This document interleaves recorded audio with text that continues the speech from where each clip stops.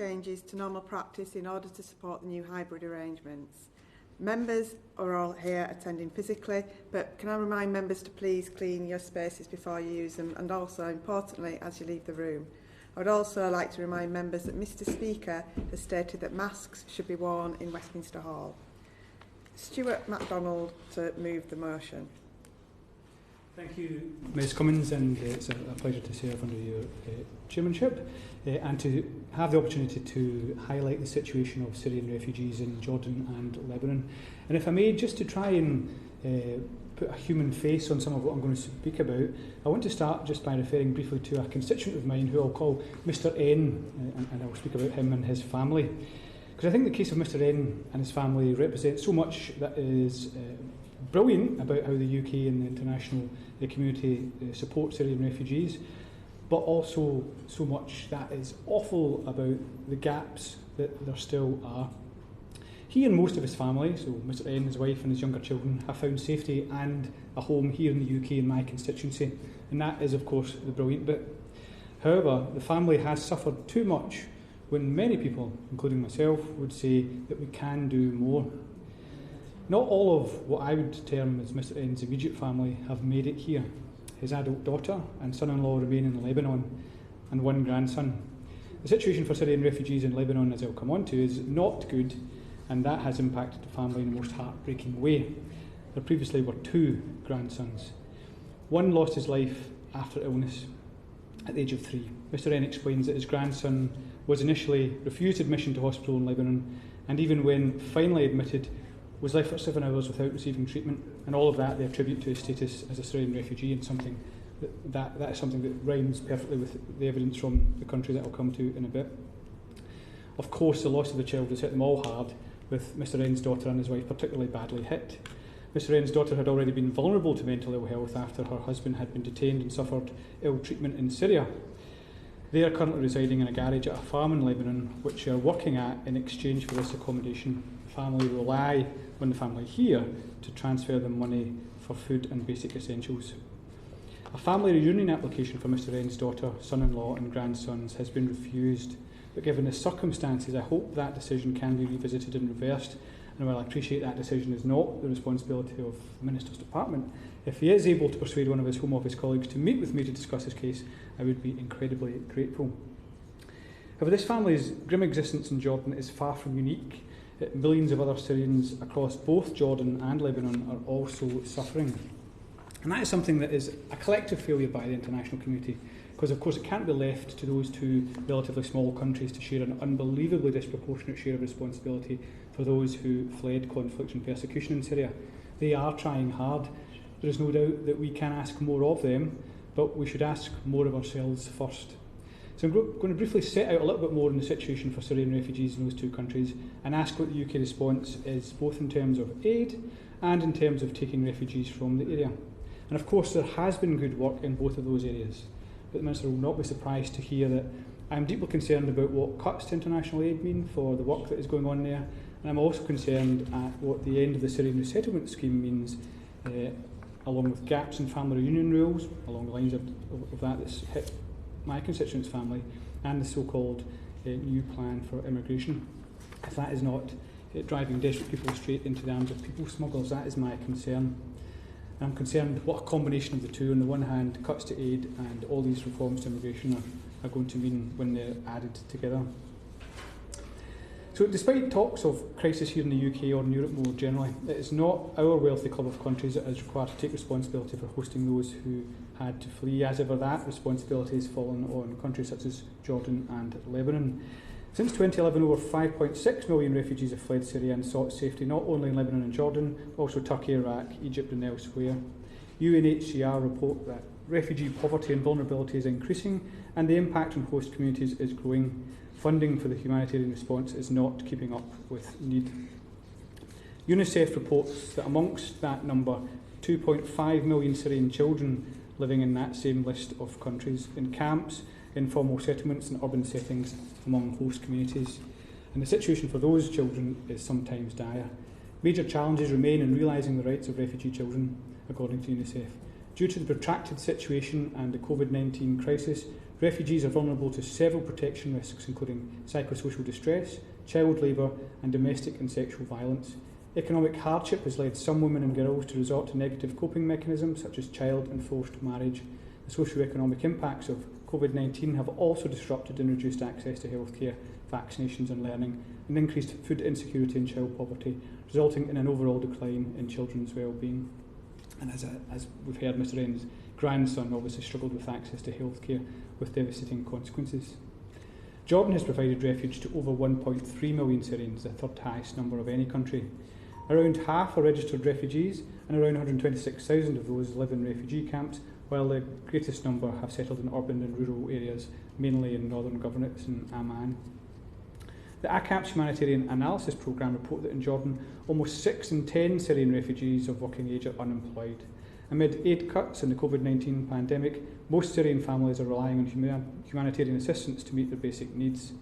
Before the pandemic, Syrian refugees living outside of camps spent more than 2/3 of their monthly household budget on shelter, leaving few resources for food, health or education. They often resorted to negative coping mechanisms such as cutting meals, child labour or early marriage. This is a rising concern as more urban refugees and host communities have difficulty accessing basic services and earning an income due to the COVID-19 containment measures. The UN calculates that 86% of Syrian refugees outside camps in Jordan live below the poverty line, and most rely on humanitarian aid to meet their basic needs. While not a signatory to the Refugee Convention, the Jordanian government works closely with UNHCR. But even before the pandemic, Jordan was facing record unemployment and slow growth, and things are much worse now. And before leaving Jordan, I should also mention in particular the situation just over the border in Syria at the Rukban camp, where humanitarian workers are prevented from accessing 12,000 refugees that are stranded there. Now, I understand those restrictions have been contributed to by the Jordanian government as well as by the Assad regime and Russia. But the presence of coalition forces in the area around the camp and border crossing means that they could be well placed, perhaps required, to ensure such aid is delivered, and it would be useful to hear the Minister's response to that. Lebanon hosts more refugees per capita than any country in the world, including around 1.5 million Syrians. Lebanon was already facing deep economic and financial crises before COVID, and not only has the pandemic made things significantly worse, so too did the explosions at Beirut port on the 4th of August last year. UNHCR reports the protracted nature of the refugee situation, with limited self-reliance possibilities, coupled with the impact of these recent crises, have led to an exponential rise in extreme poverty among refugees. According to the 2020 Vulnerability Assessment of Syrian Refugees, 89% of the Syrian refugee families are now living below the extreme poverty line, up from 55% in 2019. The situation is creating hunger, increased debt and mental and physical health problems, as well as increasing risks of evictions, exploitation, child labour and gender-based violence. At the same time, the percentage of Syrian refugees holding valid legal residency has further decreased, as the number of refugees able to pay for residence renewal has reduced and fewer fall within the criteria of the 2017 fee waiver. A lack of legal residency exposes refugees to the risk of arrest and detention. It also hampers their access to basic services like education, healthcare and social services, as well as to obtaining civil status documents such as marriage and birth registration. Non-Syrian refugees without legal residency are particularly vulnerable and at high risk of deportation to their country of origin. Coming to the scale of the problem with residency rights is huge. Human Rights Watch have suggested only 22% of the 1.5 million Syrian refugees in Lebanon have the legal right to live there, meaning the majority are living under the radar, subject to arbitrary arrest, detention, harassment and summary deportation to Syria. Refugees and other vulnerable groups are being left behind in the COVID response, with Syrian refugees dying from the virus at a rate more than 4 times the national average. I turn then to the UK response, and as I say, I acknowledge that some excellent aid work has been funded. The Syrian Vulnerable Persons Scheme has been on the whole an absolute triumph, but the question is, what now? Neither Jordan or Lebanon are on the list of 34 countries that will receive bilateral ODA from the FCDO in 2021-22, though I fully appreciate other departments may spend money there, and that the UK may contribute to multilateral assistance and the list of countries might grow. But we do really need some information here and now. The Minister provided a written answer at the end of April talking of the need for aid to be more strategic and remain a force for good, but didn't explain what the implications were for Jordan and Lebanon.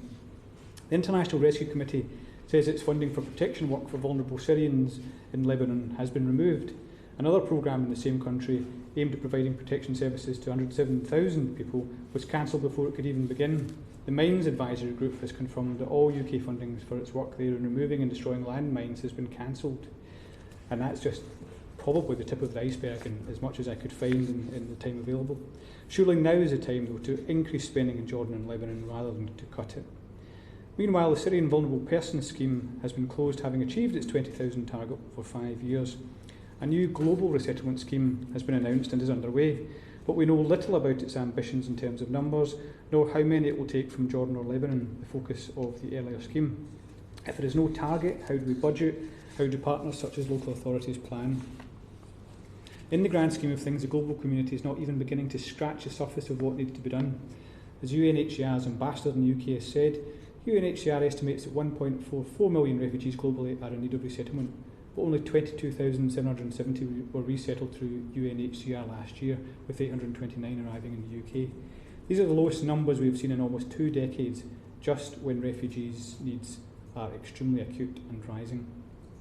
So, turning to key asks, regarding the specific family, as I say, if there's any way he can encourage a Home Office Minister to meet me to discuss a specific case, I would be hugely grateful. But can the Minister also comment on the issues relating to the Rukban camp and access there, humanitarian access? More generally, what is the FCDO response to the deteriorating situation for Syrian refugees in Lebanon and Jordan? How can now be the right time to cut aid, and what impact will that have on people feeling forced to seek better conditions elsewhere? What work will he do with UNHCR to achieve its goals for supporting refugees there, including access to protection, to legal status, to protection from arrests and forced return to Syria, access to healthcare, to work and support? Will he work with the Home Office to broaden family reunion rules so that families such as the one that I've highlighted can be reunited here? What are the targets for the new resettlement scheme, and how many will be coming from this region? And doesn't this combination of cuts to aid and a flimsy regime of safe legal routes simply mean that there will be all the more people feeling compelled to utilise people smugglers, something that none of us wants to see? In conclusion, these countries may seem far away, but I think we all agree that every country, particularly wealthy countries such as ours, have a responsibility to play our role in supporting the victims of the war in Syria. And it also, of course, has impact here. Syrians continue to flee here, including on dinghies in the Channel. But most importantly, it impacts on families such as my constituents, already here and settled, and who are seeing their loved ones suffering in such a terrible way. I'm grateful to have the opportunity to put these points and this family's case to the Chamber today. Thank you. The question is that this House has considered the situation of Syrian refugees in Jordan and Lebanon. Minister.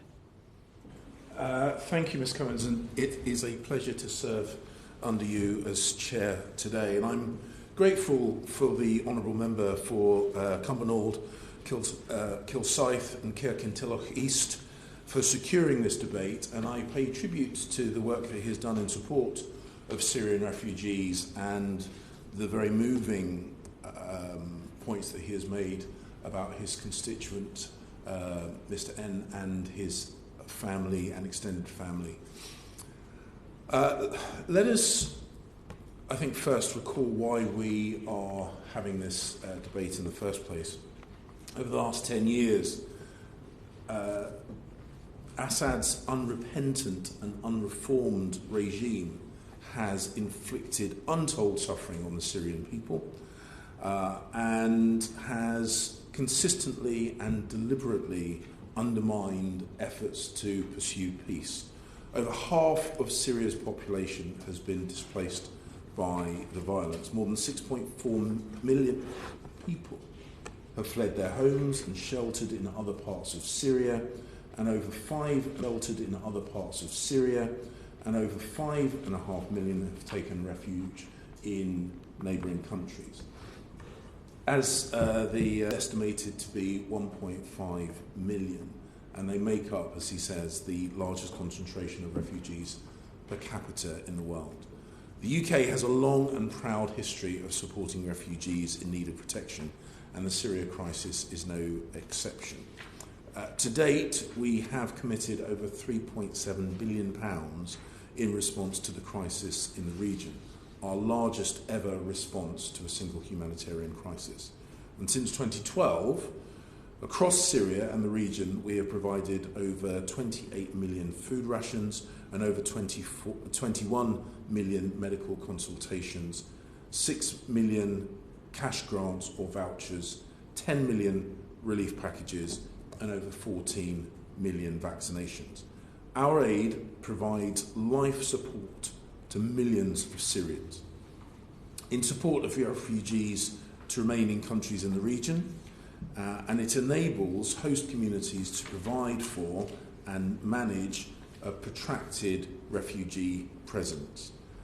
Jordan and Lebanon have shown tremendous generosity in hosting 670,000 and 880,000 registered refugees, respectively. And as the Honourable Gentleman has said, that is not the full number of refugees that those countries have had to host. The UK government recognises this generosity, and that's why we've contributed over £720 million in bilateral development assistance to Jordan since 2012, and over £780 million in humanitarian and development funding to Lebanon since the start of the Syria crisis. In Jordan, our support has provided access to quality education and social protection. It has enabled partners to deliver primary and reproductive health care and specialised care for refugees with disabilities. Over the past 3 years alone, UK humanitarian funding has helped 65,000 refugees and vulnerable people access mental health services, legal aid and rehabilitation for people with disabilities. And our cash programme has also supported around 100,000 refugees with regular cash assistance. With our support, the Jordanian government has enrolled 83% of all Syrian children in education. Since 2011, we have provided 1.1 million people with sustainable access to clean water and sanitation.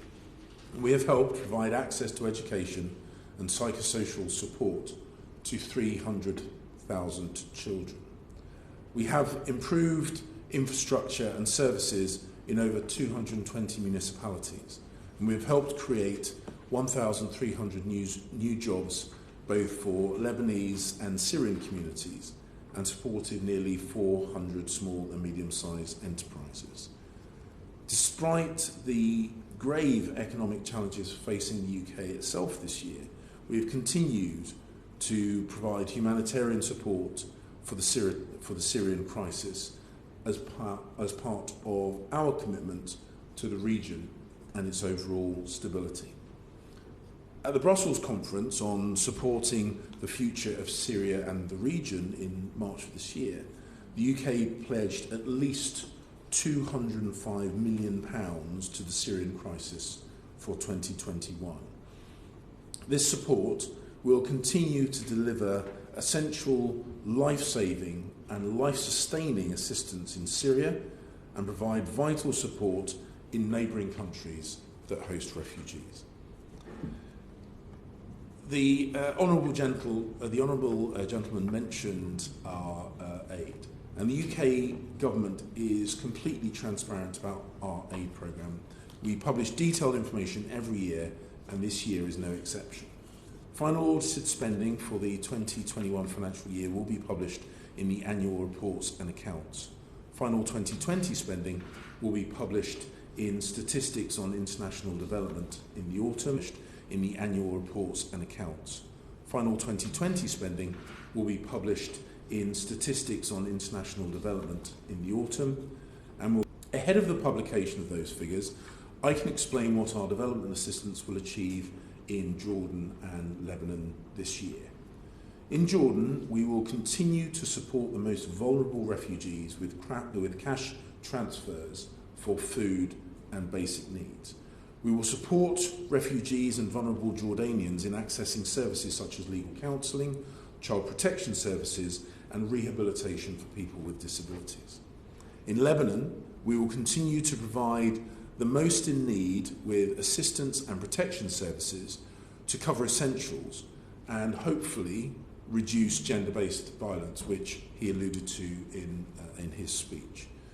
We will ensure that Syrian refugees and vulnerable Lebanese people have access to quality formal and non-formal education. And through our CSSF, the Conflict Stability and Security Fund, we will support vulnerable Syrian refugees with access to services and to support initiatives to improve livelihoods, community peacebuilding and reconciliation. Our support to peacebuilding initiatives is particularly important as the economic crisis in Lebanon puts additional strain on all communities, both Syrian and Lebanese.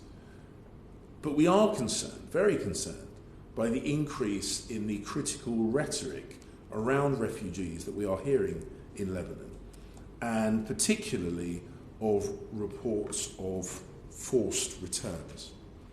Whilst we hope Syrian refugees will ultimately be able to return home, conditions in Syria do not currently allow this to take place, and it is essential that international law is respected and that any refugee returns are voluntary, that they are safe and that they are done with dignity. We continue to work with the UN on a political process to delivering a lasting peace in Syria. We do not believe the Assad regime, which has committed so many atrocities against the Syrian people, is capable of delivering that peace. If the regime and its backers want to avoid another 10 years of conflict, they must seriously engage with a political process as outlined in the UN Security Council Resolution 2254. When I visited Lebanon in December of last year, I stressed with my counterparts, including the then Foreign Minister, that conditions in Syria did not allow for safe, voluntary and dignified returns. I made clear the need to uphold their commitment to the principles of no forced returns. And I also stressed to my counterparts the need to grip the economic crisis, which has devastating effects on the already vulnerable Syrian refugee population.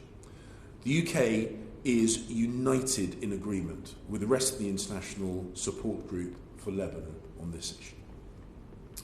Only the formation of a new Lebanese government and the implementation of economic reforms can unlock the international financial support required to stabilise the economy. And finally, let me outline the support for refugees at home. The UK has a long history of supporting refugees in need of protection. Our resettlement schemes have provided safe and legal routes for tens of thousands of people to start a new life here in the UK. Overall, since 2015, we have resettled more than 25,000 refugees through safe and legal routes direct from the region of conflict and instability, around half of whom were children. On the 25th of February, we completed our commitment to resettle 20,000 refugees fleeing from the conflict in Syria under the Vulnerable Persons Resettlement Scheme. And we continue to welcome refugees through the UK Global Resettlement Scheme, as well as through the Community Sponsorship and Mandate Resettlement Schemes. Our focus will remain on helping people directly from the region of conflict or instability, thus reducing the drivers for people to put themselves into the hands of evil people trafficking criminals. This commitment, alongside a fair and firm asylum system, will ensure we continue to offer safe and legal routes to the UK for vulnerable refugees in need of protection.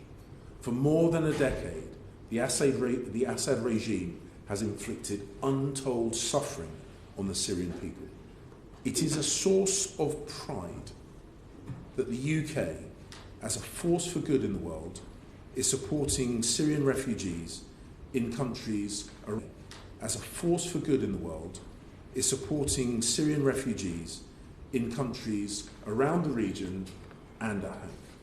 We will continue a brighter future for Syria and its people.